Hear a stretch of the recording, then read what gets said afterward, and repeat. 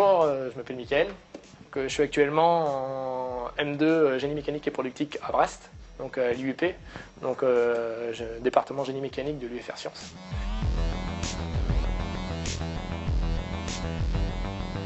Le M2 génie mécanique est un aboutissement donc, de 3 ans d'études, donc licence master, mais licence 3 master 1.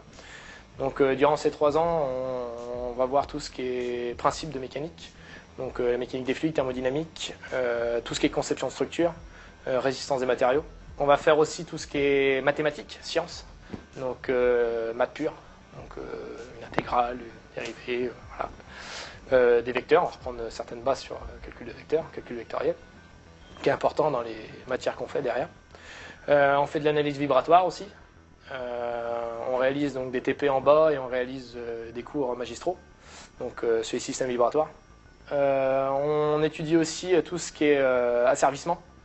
Donc là, c'est vraiment des maths, voilà, c'est des maths liées à la technique.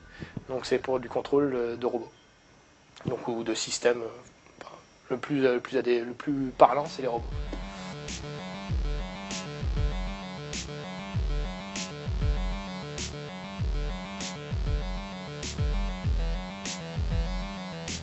Dans la partie M de production, on va avoir donc un tronc commun scientifique qui est résistance des matériaux, mécanique des fluides et loi de comportement. Après, on va avoir notre partie technologique, on va avoir de la robotique. Donc voilà, on va avoir la transmission de puissance hydraulique. Donc ça, c'est tout ce qui est système, étude des systèmes hydrauliques, dimensionnement des systèmes hydrauliques. Suivi de ça, nous on a de la SAP, donc système automatisé de production. On a donc tout ce qui est après purement production réelle, c'est l'OGP, organisation, gestion de production et qualité. Rattaché à ça, on a aussi de la métrologie. Donc là, on est vraiment dans le domaine voilà, de la prod. On va avoir donc de la SIM. Donc, qui est l'étude des systèmes informatisés, donc base de données et donc codification des systèmes de base de données, et apprentissage des langages informatiques, Java, Visual Basic, donc c'est des langages informatiques. Et on va avoir après un autre tronc commun qui est la partie plus générale, donc avec de l'anglais, du management, création d'entreprise.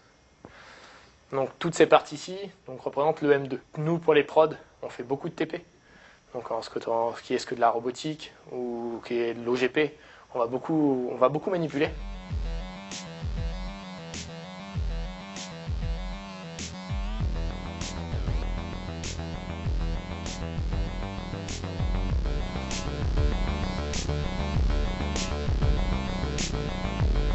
La partie recherche contrat pro est une phase de travail importante, dans le sens où on nous donne pas quelque chose tout cuit. Les profs ne nous donnent pas un plateau en disant voilà, tu vas là, c'est bon, tu as ton contrat pro. Ils font en sorte que l'on cherche, qu'on se débrouille, qu'on se démène, et qu'on fasse nos CV, qu'on prenne le téléphone, voilà. Ils nous mettent dans la situation, vous êtes des futurs salariés, vous avez besoin de faire ce genre de démarche. Ça ne va pas vous tomber tout cuit dans le bec. Je travaille sur un système donc une méthode maintenance. Donc je travaille sur l'élaboration d'une méthode pour améliorer l'efficacité, la rapidité et la qualité des travaux des maintenanciers.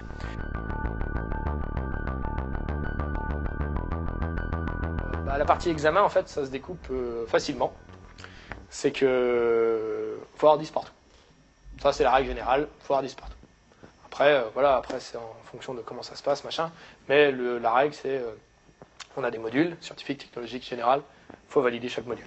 Dans les modules, il y a des UE, faut valider les UE, c'est tout. On fait tout.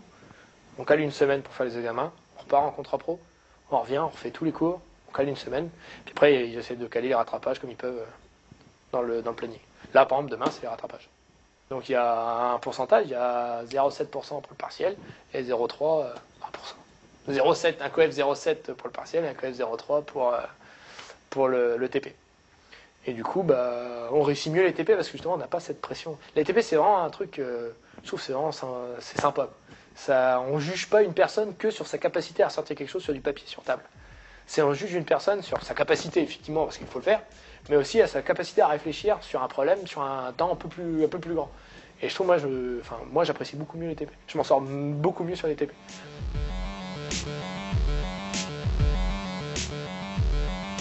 Pour bien réussir, moi je pense que, c'est même sûr, c'est pour bien réussir ses études, faut être avec des gens avec qui on s'entend, qui a une bonne cohésion, une bonne mentalité dans le groupe.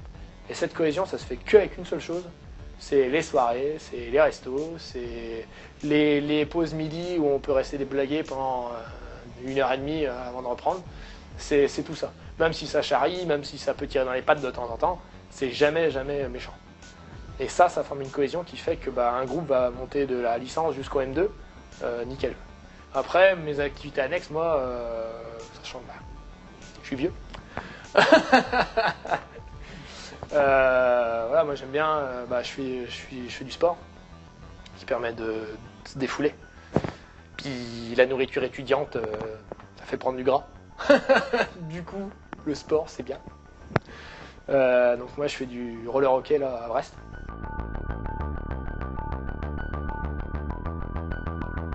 On peut faire beaucoup de choses, parce que dans tous les domaines, il y a de la mécanique. Partout. De toute façon, il y en aura partout.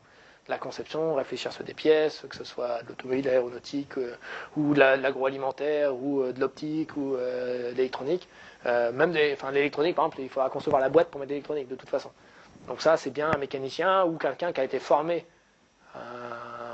aux moyens de production, aux technologies de production, qui pourra penser à ça. Qui prédomine, en fait, qui domine dans la formation. Donc il y a le BE ou les méthodes.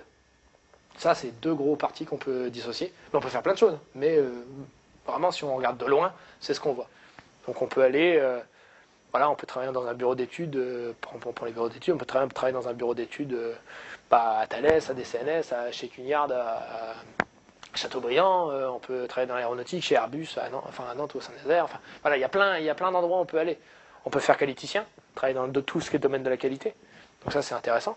Donc, ingénieur qualiticien, c'est quelqu'un qui va surveiller les entrées et les sorties des produits, contrôler, analyser, il va tout le temps être à l'affût des moindres problèmes concernant un produit. Et pour ma part, moi, ce que j'aimerais faire, c'est ce que je mets en haut de mon CV, c'est méthode maintenance et industrialisation.